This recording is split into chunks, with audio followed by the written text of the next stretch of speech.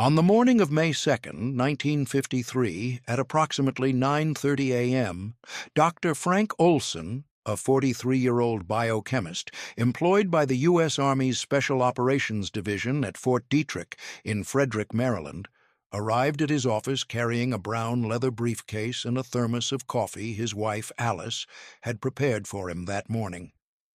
The weather was unseasonably warm for early May, with temperatures already approaching 60 degrees, and Olson had driven the 15 miles from his family's home in the suburbs with the car windows rolled down. By all accounts from colleagues who saw him that day, he appeared to be in good spirits, discussing weekend plans with a laboratory technician and joking with a secretary about the previous evening's baseball game. Nothing in his demeanor suggested that within 6.5 months he would be dead under circumstances that would remain controversial for more than 2 decades and would eventually expose one of the most extensive and disturbing covert programs in American intelligence history. Frank Olson had been working at Fort Detrick since 1943, during the final years of World War II, rising to become chief of the Special Operations Division's planning branch. The facility, located in rural Maryland, approximately 50 miles northwest of Washington, D.C., had been established as the Center for the U.S. Biological Warfare Program. Olson's actual work involved research into biological agents that could be weaponized: anthrax, brucellosis, tularemia, and various toxins derived from bacteria and plants. According to declassified personnel files, Olson held a top-secret security clearance and had access to some of the most sensitive research programs being conducted by the U.S. military. Frank and Alice Olson had married in 1944. They had 3 children: Eric, born in 1946, Lisa, born in 1948, and Niels, born in 1951. The family lived in a comfortable 2-story house on Woodland Drive in Frederick, in a neighborhood of similar homes, occupied by other scientists and Army personnel working at Fort Detrick. Alice was a homemaker who had previously worked as a high school teacher. Neighbors would later describe the Olsons as a typical American family of the 1950s, attending church on Sundays, hosting backyard barbecues in the summer, Frank playing catch with his sons in the front yard after work. What Alice Olson did not know in the spring of 1953 was that her husband's work had begun to extend beyond biological warfare research into a new area that would soon trouble him deeply. Just 11 days before that ordinary morning in May, on April 13, 1953, CIA Director Allen Dulles had signed a memo authorizing a new program that would consolidate and dramatically expand the agency's research into mind control and behavior modification. The program was given the cryptonym MK Ultra. Frank Olson would become peripherally involved in this program within months. It would cost him his life.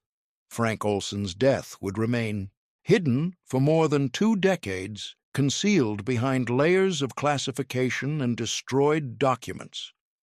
Before we continue with this investigation into one of the most controversial programs in American intelligence history, if you're interested in documented Cold War cases and the real human cost of espionage operations, make sure to subscribe and turn on notifications. We bring you these stories every week, always based on declassified documents and verified testimony. Now, to understand how Frank Olson became connected to a program that would destroy him and devastate his family, we need to understand the origins of MK Ultra and the Cold War paranoia that made it possible.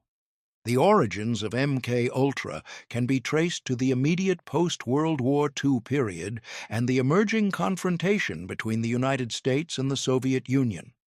In 1949, the show trial of Hungarian Cardinal József Mindszenty had shocked Western observers when the cardinal confessed to crimes of treason and conspiracy in terms that seemed scripted and unnatural.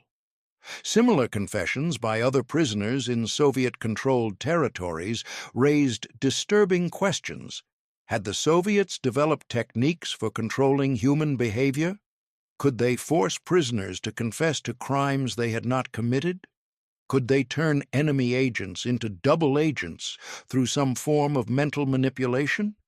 These concerns intensified during the Korean War, which began in June 1950.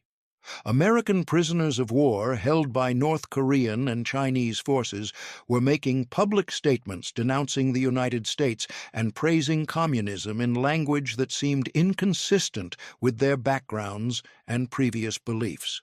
When some of these prisoners chose to remain in China rather than return to the United States after the armistice in 1953, American intelligence and military officials became convinced that communist forces had developed sophisticated techniques of psychological manipulation and brainwashing.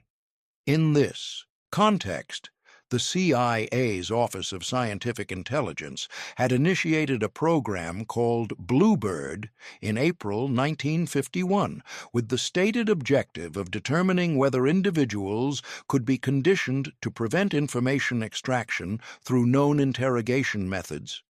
The program was renamed Artichoke 4 months later and given an expanded mandate to develop techniques for extracting information from resistant subjects, to develop methods for creating amnesia in both friendly and hostile personnel, and to explore the possibility of controlling an individual's behavior through various means, including hypnosis, drugs, and psychological manipulation. The Artichoke program was supervised by a chemist named Sidney Gottlieb, who had joined the CIA in 1951. Gottlieb, then 33 years old, had received his Ph.D. in chemistry from the California Institute of Technology and had come to the agency from the Department of Agriculture, where he had been researching plant diseases. Despite his lack of formal training in psychology or psychiatry, Gottlieb was appointed to oversee the CIA's research into mind control and behavior modification. According to declassified personnel evaluations, supervisors described Gottlieb as brilliant, unconventional, and willing to pursue research directions that others might consider too ethically problematic. When Allen Dulles authorized MK-Ultra in April 1953, he appointed Sidney Gottlieb as director with a staff of approximately a dozen CIA officers and access to a budget that would eventually total tens of millions of dollars over the program's 20-year existence.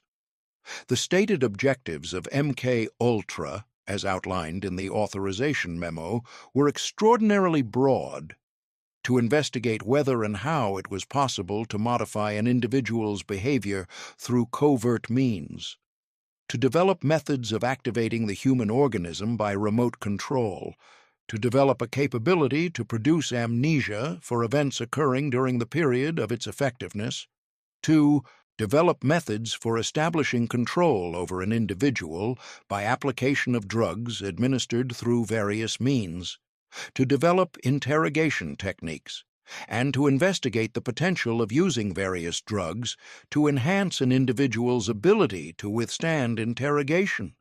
The program was organized into approximately 150 separate sub-projects, each focused on different aspects of behavior modification and mind control. The research was conducted at universities, hospitals, prisons, and pharmaceutical companies across the United States and Canada, often without the knowledge or consent of the institutional leadership, and almost always without the knowledge or consent of the human subjects involved. Frank Olson's connection to MK-Ultra began in the summer of 1953, when Sidney Gottlieb approached him to discuss the potential application of biological agents in interrogation and psychological manipulation. According to documents declassified in 1975, Gottlieb was interested in whether bacterial toxins or other biological substances developed at Fort Detrick could be used to disorient, weaken, or otherwise manipulate interrogation subjects. Olsen, as one of the Army's leading experts on biological agents, was consulted on several occasions. It was during one of these consultations, according to later testimony from colleagues, that Olsen was shown documents and photographs related to CIA interrogation operations being conducted overseas. The exact nature of what Olsen saw has never been fully disclosed, but declassified documents suggest he was shown evidence of interrogations in which subjects had been given drugs without their knowledge, had been subjected to extreme psychological pressure, and in at least some cases had died. Colleagues who spoke to Olsen in the weeks following this briefing reported that he had become deeply troubled and had expressed serious ethical concerns about the work being done under CIA auspices. On November 18, 1953, approximately 6 months after MK-Ultra had been formally established, Frank Olson traveled to Western Maryland for a 3-day retreat at a rustic lodge called Deep Creek Lodge. The retreat had been organized as a working meeting for approximately 10 men, CIA officers working on the MK-Ultra program, and Army scientists from Fort Detrick who were consultants on the program. Sidney Gottlieb was present, as was Robert Lashbrook, a CIA officer who served as one of Gottlieb's deputies in the technical services staff. On the second evening of the retreat, November 19th, 1953, after dinner, the group gathered in the lodge's main room for drinks. According to accounts later provided by participants, Sidney Gottlieb poured glasses of Cointreau for those present. What Gottlieb did not tell the group was that he had mixed LSD, lysergic acid diethylamide, into the liqueur. LSD had been synthesized by Swiss chemist Albert Hofmann in 1938 and had been extensively studied by the CIA as part of the MK-Ultra program for its potential use in interrogations and psychological warfare. Gottlieb had decided, without informing the subjects or obtaining their consent, to conduct an experiment in giving LSD to unsuspecting individuals. The effects of LSD typically begin within 30 to 60 minutes of ingestion. The drug produces profound alterations in perception, thought, and mood. Users often experience visual distortions, changes in time perception, dissolution of ego boundaries, and in some cases, intense anxiety or paranoia. The experience can be profoundly disorienting, particularly for individuals who do not know they have taken the drug and have no framework for understanding what is happening to them. Frank Olsen began experiencing effects approximately 45 minutes after drinking the Cointreau. According to accounts from others present, he became anxious and withdrawn. He sat in a corner of the room, appearing confused and frightened. Several hours later, after the drug's effects had begun to subside, Sidney Gottlieb informed the group that he had spiked their drinks with LSD. The announcement was apparently treated as something of a joke by some participants, but Olsen reportedly did not find it amusing. He went to his room, troubled, and slept poorly that night and through the final day of the retreat. Over the following 2 days, as the retreat concluded and participants returned to their normal duties, Olsen's psychological state deteriorated. Colleagues at Fort Detrick noticed that he seemed distracted and anxious. He told one colleague that he had made a terrible mistake and that he wanted to resign from his position. He told another that he felt he had messed up and that there were things about his work he could no longer live with. When Alice Olsen asked her husband what was wrong, he told her he was experiencing job-related stress, but did not provide details. On November 24, 1953, Robert Lashbrook took Frank Olsen to see Dr. Harold Abramson, a physician in New York City. What the Olsen family would not learn until decades later was that Abramson was himself a consultant to the MK-Ultra program and had conducted research on the psychiatric effects of LSD under CIA funding. The decision to send a man suffering psychological distress from an unauthorized LSD experiment to a doctor who was part of the same program represented a profound conflict of interest. Abramson saw Olsen several times over the next few days. According to Abramson's later testimony, Olsen was experiencing depression, anxiety, and paranoia. Abramson prescribed bourbon and Nembutal, a barbiturate sedative, but did not hospitalize Olsen or recommend that he be placed under psychiatric observation. On the evening of November 27, 1953, Frank Olson checked into the Statler Hotel in New York City, accompanied by Robert Lashbrook.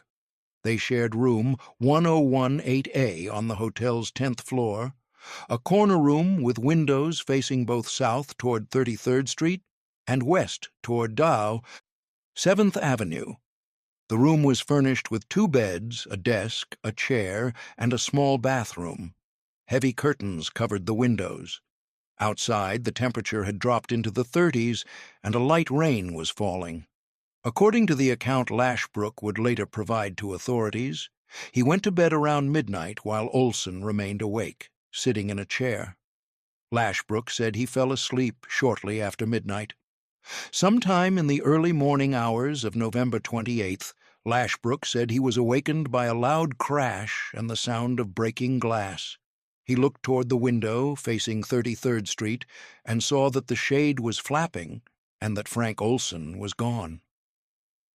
Olsen had gone through the closed window, shade, glass, and frame, and had fallen 10 floors to the sidewalk below, landing in front of the hotel entrance. The New York City Police Department responded to the scene at approximately 2:30 a.m. Officers found Frank Olsen's body on the sidewalk, surrounded by shattered glass from the window. Robert Lashbrook met police in the hotel lobby and identified himself as a Defense Department employee. He stated that Olsen had been suffering from depression related to job stress and that he had apparently jumped from their room. An autopsy conducted later that morning found multiple injuries consistent with a fall from a significant height: fractured skull, broken ribs, crushed chest cavity, massive internal bleeding. The medical examiner concluded that the manner of death was suicide, though he noted in his report that he found it unusual that Olsen had apparently gone through a closed window rather than opening it first. Alice Olsen was informed of her husband's death by telephone early on the morning of November 28th. A man who identified himself as a colleague of Frank's told her that her husband had suffered a nervous breakdown and had jumped from a hotel window. She was not told about the LSD experiment. She was not told about MK Ultra. She was not told that her husband had been working as a consultant to a CIA program investigating mind control. The funeral for Frank Olsen was held on December 1st, 1953, in Frederick, Maryland. The casket was closed. The family was told that the injuries from the fall had been too severe to allow viewing. Frank was buried in a cemetery in Frederick. Alice and her 3 children, Eric, age 7, Lisa, age 5, and Niels, age 2, attempted to continue their lives in the aftermath of what they had been told was their husband and father's suicide. For Alice Olsen, the loss was devastating but also deeply confusing. Her husband had shown no previous signs of mental illness. He had been a devoted father and husband. While he had seemed stressed in the days before his death, nothing in his behavior had suggested suicidal ideation. She spent years questioning what she might have missed, what she might have done differently, whether there had been warning signs she had failed to recognize. She carried the weight of these unanswered questions, along with the practical burdens of raising 3 young children alone. For Eric, Lisa, and Niels Olsen, their father's death became a defining trauma that would shape their entire lives. Eric, the oldest, retained clear memories of his father, teaching him to ride a bicycle, playing catch in the yard, reading bedtime stories. These memories became precious, but also painful, overlaid with the knowledge that his father had taken his own life. Lisa had fewer memories, mostly fragments of her father's presence, his voice, his laughter. Niels, only 2 years old when his father died, had no direct memories at all. What he knew of his father came entirely from his mother's stories and from the few photographs she kept on display in their home. The truth about Frank Olsen's death would remain hidden for 22 years. The MK Ultra program continued to operate in secret throughout the 1950s and into the 1960s. Under Sidney Gottlieb's direction, the program expanded to encompass research that pushed the boundaries of medical ethics and human rights. What follows are the documented cases that survived the eventual destruction of records, instances where the evidence was too substantial to disappear entirely. At the Addiction Research Center in Lexington, Kentucky, a facility operated by the U.S. Public Health Service, Dr. Harris Isbell conducted experiments in which inmates, primarily African American men serving sentences for drug-related offenses, were given LSD for periods of up to 75 consecutive days. According to declassified documents, the subjects were offered reduced sentences or additional supplies of their drug of choice in exchange for participation. Testimony from some of these subjects, given decades later, revealed they had not been informed of the specific drugs they were receiving or of the potential risks. Many reported lasting psychological effects, including flashbacks, anxiety disorders, and difficulty distinguishing reality from hallucination years after the experiments ended.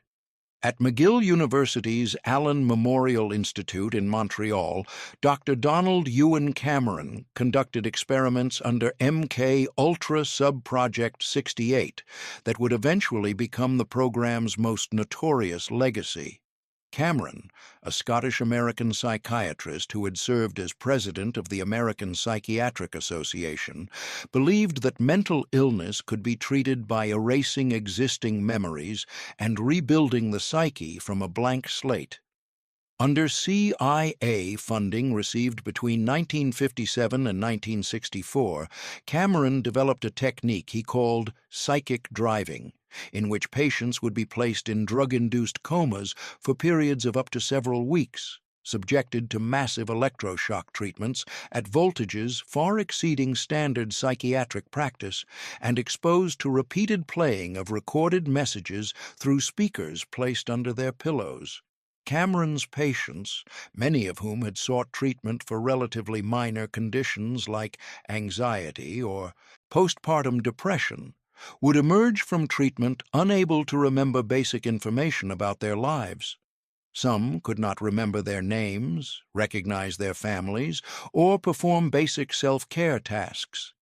Jean Steele, a young mother who had sought treatment for postpartum depression in 1957, emerged from Cameron's care unable to recognize her infant daughter and requiring years of rehabilitation to regain basic functioning.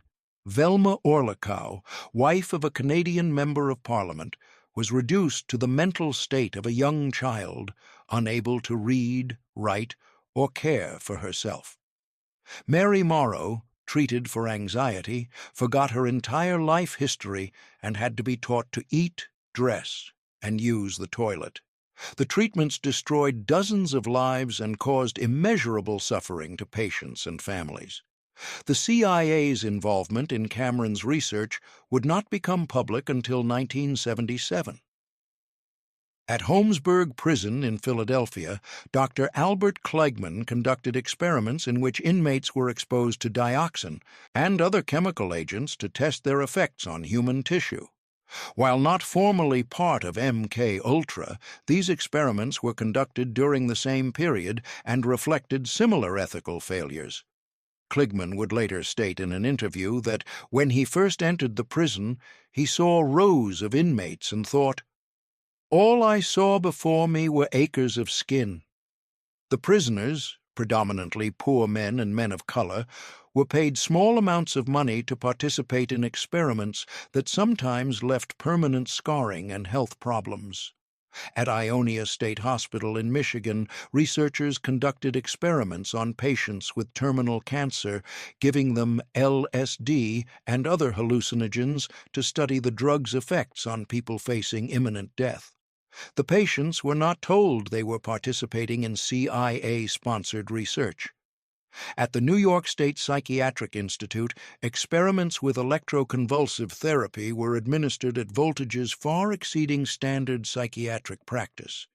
Throughout the country, CIA operatives conducted informal experiments by slipping LSD into drinks at parties and bars to observe the effects on unsuspecting victims, or by using prostitutes on the agency payroll to administer drugs to clients, while officers observed through two-way mirrors.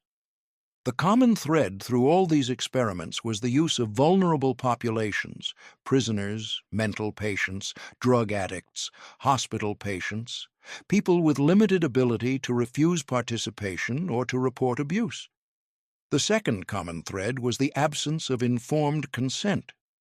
Subjects were not told what drugs they were receiving, what the experiments were designed to test, what the potential risks were, or that they were participating in CIA-sponsored research. The third common thread was the lack of meaningful oversight.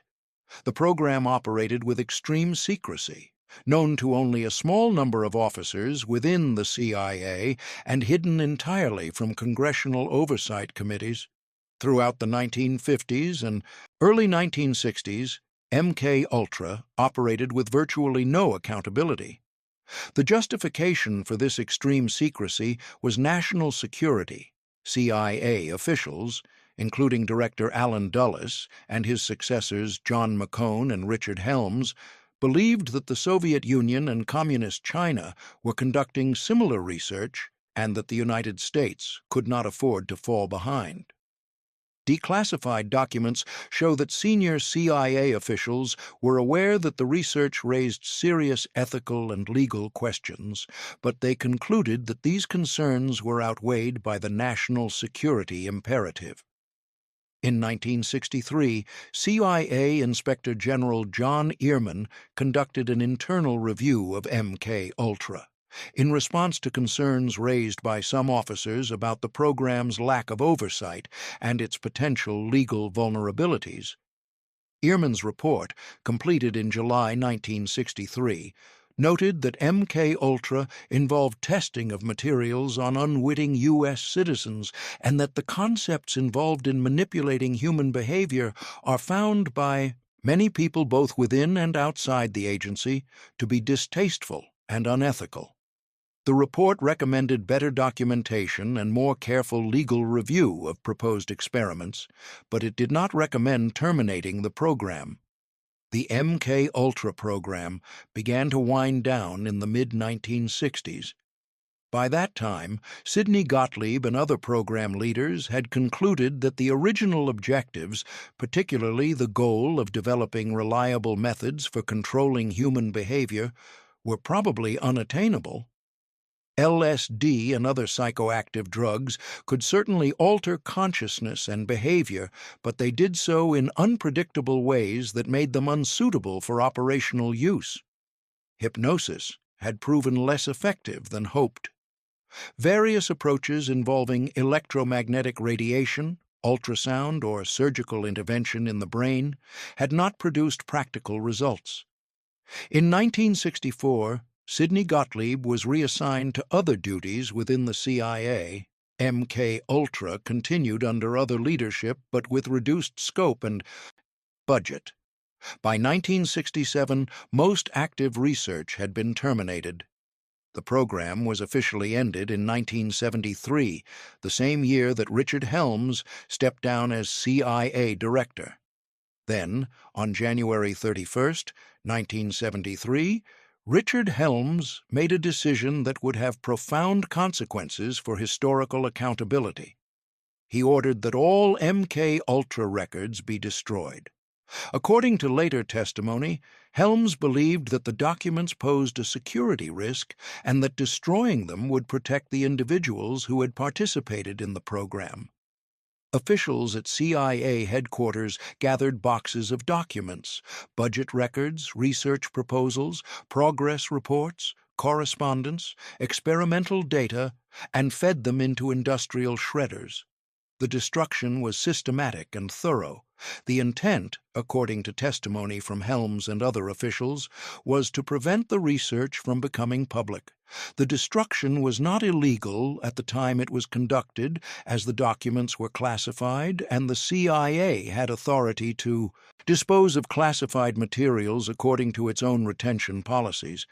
But it was a deliberate choice to conceal evidence of activities that those involved knew would be controversial.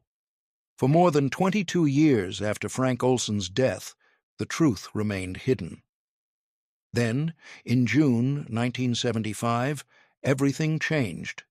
The Rockefeller Commission, headed by Vice President Nelson Rockefeller, had been established by President Gerald Ford in January 1975 in response to news reports by journalist Seymour Hersh detailing domestic surveillance and other questionable CIA activities. The Commission's report, released on June 6, 1975, included a brief reference to a covert drug testing program in which LSD had been given to unwitting subjects. The report noted that one subject had jumped to his death from a hotel window 9 days after being given the drug. The report did not name Frank Olsen, but it provided enough details that his family recognized the case immediately. On July 11, 1975, the Washington Post published an article identifying Olsen as the man referenced in the Rockefeller Commission report. The article stated that Olsen had been a civilian employee of the Department of the Army, that he had been given LSD without his knowledge by CIA personnel, and that he had died after jumping from a 10th-floor hotel window in New York City. For Alice Olsen, now 63 years old, the revelation shattered the narrative she had lived with for more than 2 decades. Her husband had not simply suffered a mental breakdown. He had been drugged, without his knowledge or consent, by CIA officers conducting an unauthorized experiment. His death had not been the result of inexplicable mental illness, but the consequence of a secret government program. She had spent 22 years blaming herself for not recognizing warning signs of her husband's suicidal state, carrying guilt for a tragedy she could never have prevented, because its true cause had been deliberately concealed from her. For Eric Olsen, who was 29 years old in 1975 and working as a psychologist, the revelation was equally profound. He had spent his entire adult life shaped by the belief that his father had been unable to cope with stress, that he had been mentally fragile, that he had chosen to abandon his family. This narrative had affected Eric's own sense of identity and stability. Now he learned that his father had not been weak or mentally ill. His father had been victimized by his own government. The shame Eric had carried, the sense that there was something fundamentally wrong with his family, that his father's suicide reflected some inherent weakness, was based on a lie. Lisa Olsen, age 27 in 1975, had built her adult life around a carefully constructed distance from her father's death. She rarely spoke about it, even with close friends. The revelation that her father had been drugged by the CIA forced her to confront emotions she had spent years suppressing. Niels Olsen, age 24, had grown up, with no direct memories of his father, knowing him only through stories and photographs. The revelation gave him for the first time a context for understanding his father's death, not as the act of a troubled man, but as the consequence of government wrongdoing. On July 21, 1975, President Ford invited the Olsen family to the White House. In the Oval Office, with CIA Director William Colby present, Ford apologized to Alice Olsen and her children on behalf of the United States government. Ford told the family that what had happened to Frank Olsen was inexcusable and that the government accepted responsibility. Colby provided the family with documents, what little had survived the 1973 destruction, detailing Frank Olsen's involvement with the CIA and the circumstances of the LSD experiment at Deep Creek Lodge. The apology was unprecedented, but it raised as many questions as it answered. If the government was willing to apologize, what else had been done under MK Ultra? How many other people had been affected? Why had the records been destroyed? What was still being concealed? Congress moved quickly to investigate. In September 1975, the Senate established the Select Committee to study governmental operations with respect to intelligence activities, chaired by Senator Frank Church of Idaho. The Church Committee conducted extensive hearings on intelligence abuses, including the MK Ultra program. Over several months in late 1975 and early 1976, the committee heard testimony from Sidney Gottlieb, Richard Helms, and other former CIA officials involved in MK Ultra, as well as from some of the program's victims. The hearings revealed the extraordinary scope of MK Ultra, the 150 sub-projects, the experiments on unwitting subjects, the use of prisoners and mental patients, the funding of research at universities without the knowledge of institutional leadership. They revealed that thousands of individuals had been used as experimental subjects without their knowledge or consent.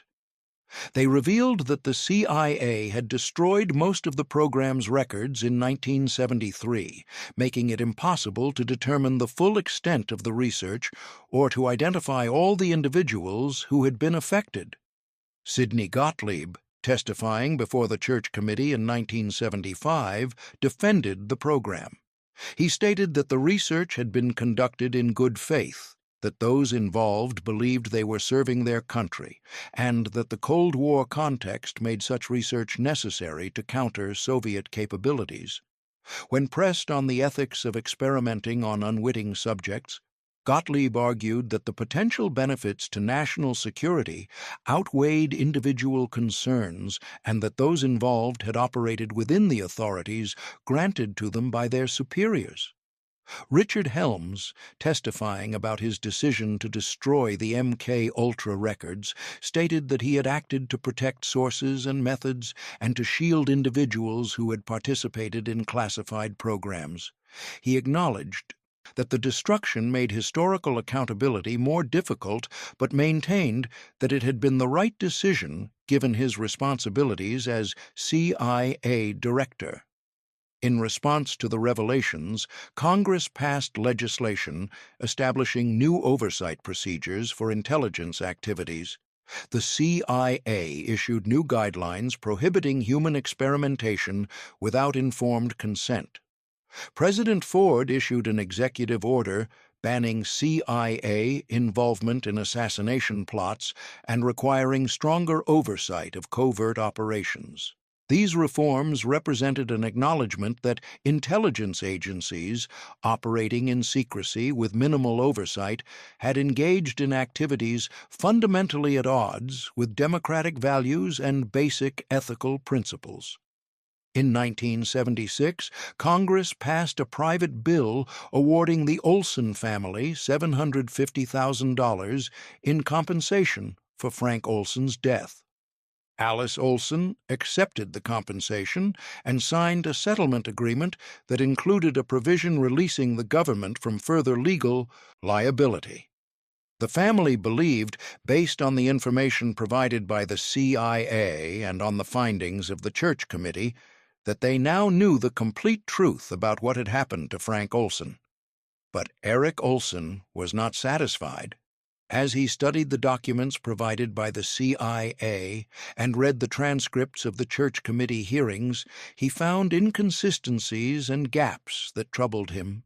The CIA had stated that Frank Olsen had been under the care of Dr. Harold Abramson in the days before his death, But Abramson's qualifications seemed inadequate, and his decision not to hospitalize Olsen seemed negligent. The police report from November 1953 noted that Olsen had gone through a closed window rather than opening it, which seemed inconsistent with suicide. The CIA had stated that Robert Lashbrook had been asleep when Olsen went through the window, but this account seemed suspicious, given that Lashbrook was supposedly responsible for monitoring Olsen's condition. Eric began his own investigation. He filed Freedom of Information Act requests. He interviewed former CIA officers. He tracked down witnesses. He became, over the following decades, one of the world's foremost experts on MK-Ultra and on his father's death. He corresponded with journalists, researchers, and historians. He gave lectures and interviews. He built an archive of documents, photographs, and testimony. His investigation became the central focus of his life. In 1994, nearly 41 years after his father's death, Eric Olsen persuaded his mother to have his father's body exhumed and re-examined. Alice was reluctant. She was 82 years old, in declining health, and the prospect of exhuming her husband's body was deeply disturbing. But Eric convinced her that it was the only way to potentially obtain definitive answers about how Frank had died. The exhumation took place in June 1994 at the cemetery in Frederick, Maryland. A forensic pathologist named James Starrs, professor at George Washington University, led a team of experts, including forensic anthropologists, radiologists, and other specialists. The team conducted a comprehensive examination of Frank Olsen's remains using modern forensic techniques that had not been available in 1953. The team's findings, published in 1995, raised serious questions about the original conclusion of suicide. The forensic examination revealed a previously undocumented cranial fracture above the left eye. According to the forensic team's analysis, this fracture was consistent with a blow to the head inflicted before the fall, not with injuries sustained during the fall. The overall pattern of injuries, the team concluded, was more consistent with someone who had been struck on the head and then thrown from the window than with someone who had voluntarily jumped. The team noted that they could not rule out suicide definitively, given the age of the remains and the limitations of forensic reconstruction after 4 decades, but their findings suggested that Frank Olsen's death warranted investigation as a potential homicide. Eric Olsen came to believe, based on the forensic findings and on his years of research, that his father had not simply been an unfortunate victim of a drug experiment gone wrong. He believed his father had been deliberately murdered because he had become a security risk. According to Eric's theory, Frank Olsen had been shown evidence of CIA activities, possibly the use of biological agents in interrogations, possibly human experimentation conducted overseas, possibly actual assassinations, that had troubled him so deeply that CIA officials believed he might expose these activities. The LSD experiment at Deep Creek Lodge, in this theory, had been an attempt to discredit Olsen by making him appear mentally unstable. When this had not been sufficient, Olsen had been killed and his death staged to look like suicide. The CIA has consistently denied that Frank Olsen was murdered. In statements issued in response to Eric Olsen's allegations, the agency has maintained that Olsen's death was a tragic accident resulting from an ill-advised drug experiment, but not a deliberate homicide. The agency has pointed out that the forensic evidence is ambiguous, that the 1994 exhumation occurred more than 40 years after death, when the condition of remains would make definitive conclusions difficult, and that Eric Olsen's theory requires assuming a conspiracy involving multiple CIA officers, the New York Police Department, and medical examiners, a conspiracy for which there is no direct evidence. Robert Lashbrook, the only witness to Frank Olsen's death, gave no further public statements after his initial account to police in 1953. He continued to work for the CIA until his retirement in the 1970s. He declined all requests for interviews about the Olsen case. He died in 2002 without ever publicly elaborating on what happened in room 1018A of the Statler Hotel on the morning of November 28, 1953. The truth about Frank Olsen's death, whether it was suicide caused by psychological distress from the LSD experiment, or whether it was murder disguised as suicide, may never be definitively established. The window of time during which conclusive forensic evidence could have been collected has long since passed. Most of the CIA officers who had direct knowledge of the circumstances are now deceased.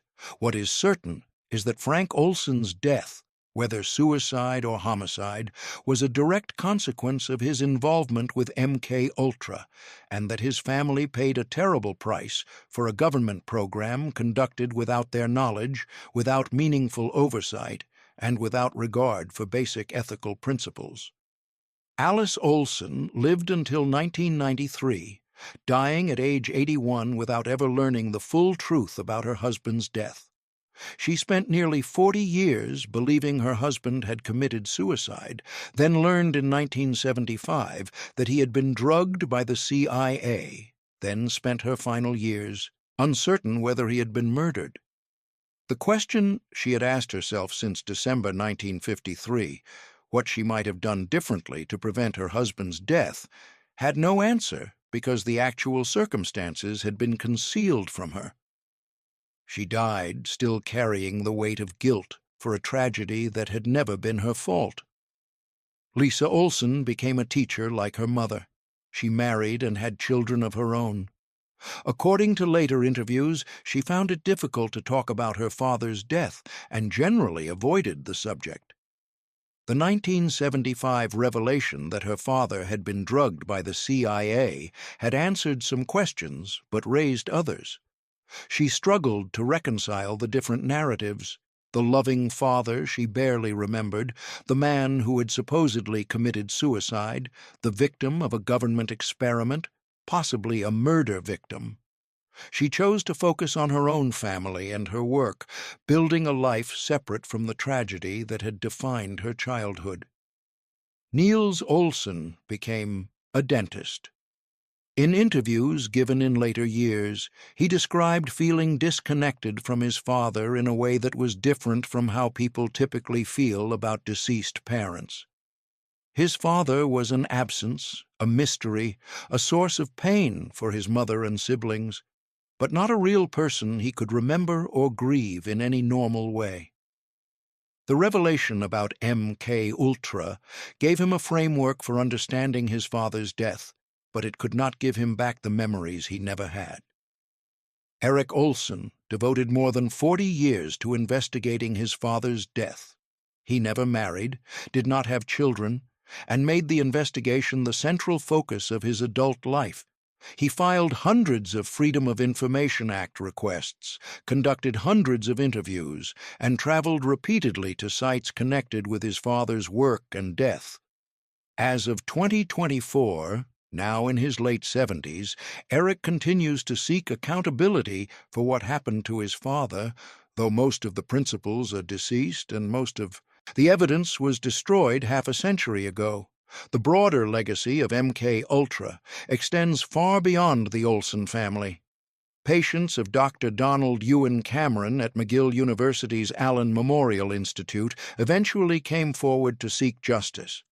In 1988, the CIA agreed to pay $750,000 total to be distributed among 9 Canadian victims, approximately $83,000 each, far less than the costs of the lifetime care many of them required.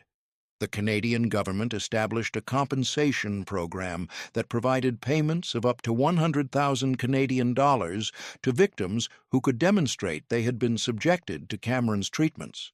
But many potential victims could not prove their cases because records had been destroyed, and the compensation amounts were widely viewed as inadequate given the severity and permanence of the harm. Jean Steele, who had entered Cameron's care as a young mother seeking help for postpartum depression and emerged unable to recognize her own child, received compensation but required care for the rest of her life. She died in 2010 at age 82, never having fully recovered her pre-treatment cognitive function. Some MK-Ultra experiments were conducted on particularly vulnerable populations. The experiments at the Addiction Research Center in Lexington, Kentucky, were conducted almost entirely on African American inmates, many of whom were serving sentences for drug-related offenses at a time when drug laws were enforced in a racially discriminatory manner. James Whitey Bulger, who would later become a notorious organized crime figure, was among the inmates at a federal prison in Atlanta who participated in LSD experiments in the late 1950s. Bulger later stated that the experiments had lasting effects on his mental state and that he experienced nightmares and hallucinations for years afterward. The revelation of MK-Ultra in 1975 and the subsequent Church Committee hearings led to significant reforms in how human subjects research is conducted and regulated. The National Research Act, passed by Congress in 1974, had established institutional review boards at universities and other research institutions to review and approve research involving human subjects. The regulations implementing this act, known as the Common Rule, require that research subjects provide informed consent, that risks be minimized, and that vulnerable populations receive additional protections. These reforms were strengthened in the wake of the MK-Ultra revelations. But these reforms came too late for the thousands of individuals who had been subjected to MK-Ultra experiments, and questions remain about whether the reforms have been adequate. In the decades since MK-Ultra was exposed, there have been other instances of questionable human subjects research. Radiation experiments conducted on hospital patients in the 1940s and 1950s that were not revealed until the 1990s. The Tuskegee syphilis study that continued until 1972, controversies over human testing of pesticides and pharmaceuticals. Each instance has led to public outrage, official apologies, and renewed commitments to ethical research. Each has also raised questions about whether government agencies and research institutions can be trusted to police themselves. The question of accountability for MK-Ultra remains unresolved. Sidney Gottlieb, who directed the program from 1953 to 1964 and who bore primary responsibility for its most ethically problematic experiments, was never charged with any crime. He retired from the CIA in 1973, the same year the MK-Ultra records were destroyed. He moved to a cabin in rural Virginia with his wife, where they raised goats and practiced folk dancing. He gave occasional interviews to journalists, but declined to express remorse for his work. He died on March 7, 1999, at age 80. Richard Helms, who, as CIA director, ordered the destruction of MK-Ultra records, was later convicted of perjury in an unrelated case involving his testimony to Congress about CIA involvement in Chile. He received a suspended sentence and a fine. His conviction was widely viewed within the intelligence community as a miscarriage of justice, punishment for protecting classified programs. Helms never expressed remorse about MK-Ultra, arguing until his death on October 23, 2002, that the program had been necessary given the perceived Soviet threat, and that criticism was based on hindsight and failure to understand the Cold War context. For the Olsen family and for other MK-Ultra victims, the question of accountability has never been satisfactorily resolved. The financial compensation provided by the government, $750,000 to the Olsen family, similar or smaller amounts to other identified victims, was widely viewed as inadequate. No senior CIA officials were prosecuted. No one was held criminally responsible for Frank Olsen's death, for the destruction of patients at the Allen Memorial Institute, for the use of prisoners and mental patients as unwitting experimental subjects, or for the broader program of human experimentation conducted without informed consent. The ethical failures of MK Ultra were not failures of individual moral character by rogue agents operating outside proper authority. They were systemic failures. The program was authorized at the highest levels of the CIA.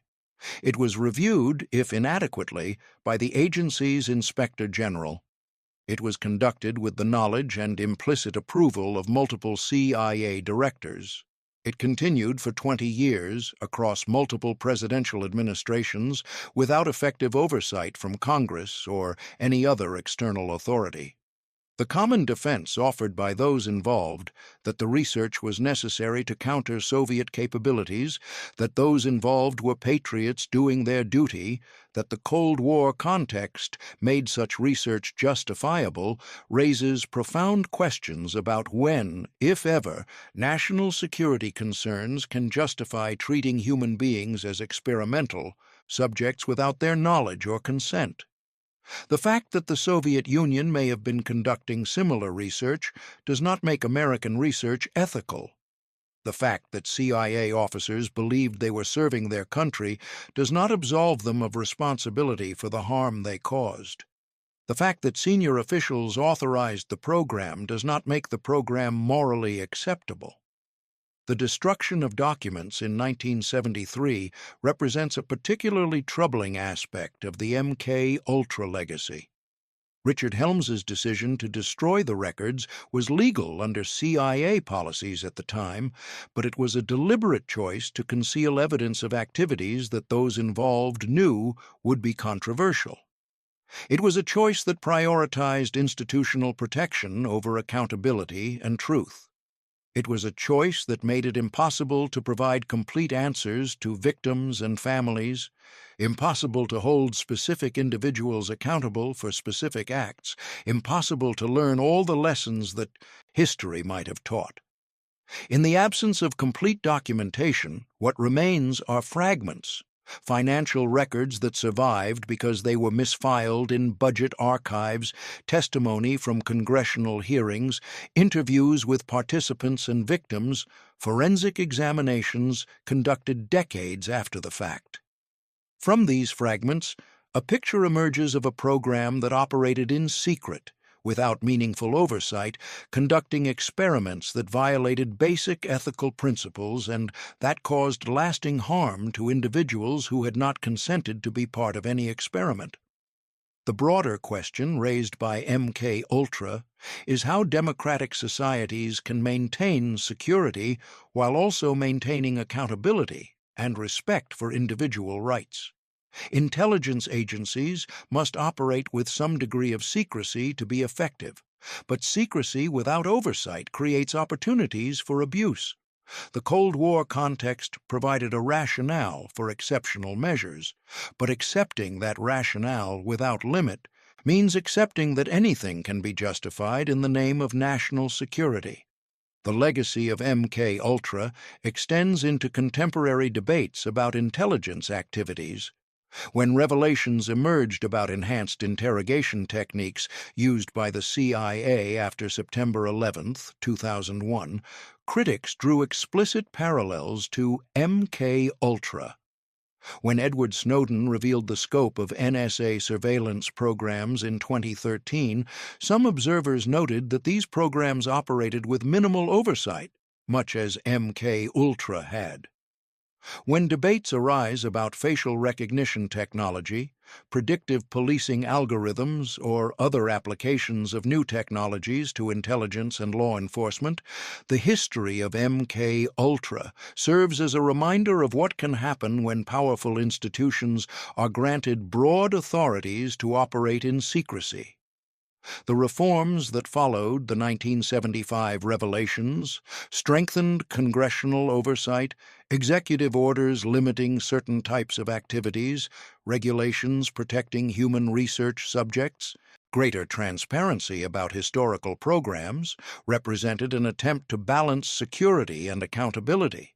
But the effectiveness of these reforms remains contested. Oversight mechanisms can be circumvented, regulations can be narrowly interpreted, historical lessons can be forgotten or dismissed as irrelevant to current threats. The tension between security and accountability continues. Frank Olson was 43 years old when he died on November 28, 1953. He had been a husband, a father, a scientist, a man with a conscience that troubled him when he learned about activities he considered immoral. Whether the LSD experiment at Deep Creek Lodge was simply an attempt to study the drug's effects, or whether it was part of a more deliberate effort to discredit Olson after he had expressed concerns about CIA programs, remains uncertain. Whether his death was suicide brought on by drug-induced psychological distress, or whether it was murder, may never be conclusively determined. What is certain is that Frank Olson's death was not an isolated tragedy. It was one consequence of a program that treated human consciousness and human life as subjects for experimentation without consent, without adequate safeguards, and without meaningful accountability.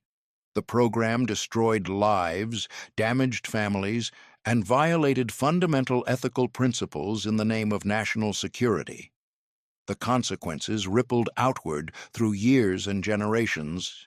Alice Olsen, spending 4 decades not knowing the truth. Eric Olson, spending his adult life searching for answers that remained elusive. Lisa and Niels Olson, growing up in the shadow of a tragedy they could not understand. The photograph taken of Frank Olson during a family vacation in the summer of 1953, a few months before his death, shows him smiling, his arm around Alice, his children playing in the background. It is an image of ordinary American happiness in the 1950s, a scientist and his family, a sunny day, a moment of leisure. Nothing in the image suggests what would happen a few months later. Nothing suggests that the man in the photograph would be given LSD without his knowledge, would suffer a psychological crisis, would fall to his death from a hotel window under circumstances that would never be fully explained. Nothing suggests that his wife and children would spend decades seeking answers about what happened and why. That ordinariness is perhaps what makes MK Ultra most disturbing. Not just the specific experiments and the specific harms, but the fact that it was conducted by ordinary people within established institutions. Frank Olson was not a spy, not a traitor, not a security risk. He was a scientist, a husband, a father. Sidney Gottlieb was not a sadist or a monster, but a Ph.D. chemist who believed he was serving his country. The institutions involved, the CIA, universities, hospitals, were not rogue operations, but established parts of American society. The failure was not aberrational, but systemic, not the work of bad individuals, but the consequence of structures that permitted and encouraged activities that violated fundamental ethical principles. MK Ultra operated for 20 years because the structures of secrecy and national security made it possible. It was exposed in 1975 not because of internal accountability mechanisms, but because of journalism, congressional investigation, and a cultural moment in which Americans were willing to question their government's activities. The reforms that followed have provided some safeguards, but they rely on ongoing vigilance and willingness to prioritize accountability over secrecy. Frank Olson was 43 when he died.